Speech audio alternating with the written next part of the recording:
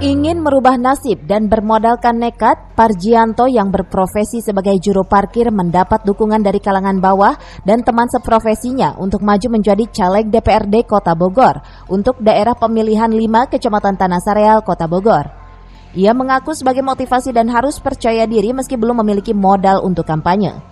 Ia mendaftar sebagai caleg DPRD yang diusung dari Partai Hanura untuk Dapil 5 Kecamatan Tanah Sareal karena terketuk hatinya lantaran banyak keluhan dari para pedagang, tukang parkir, dan warga miskin lainnya. Masih banyak yang belum menerima bantuan dari pemerintah.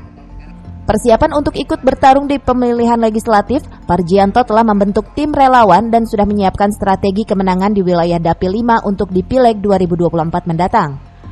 Ya karena saya dari masyarakat bawah, saya dari parkiran, banyak keluhan-keluhan masyarakat bawah, menengah ke bawah itu saya yang mengerti.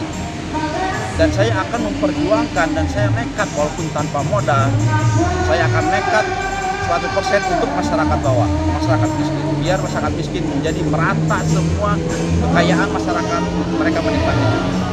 Di persiapannya sejauh mana, Pak? Persiapan saya akan mematangkan semua tim-tim saya dan semua rekan-rekan saya dan masyarakat.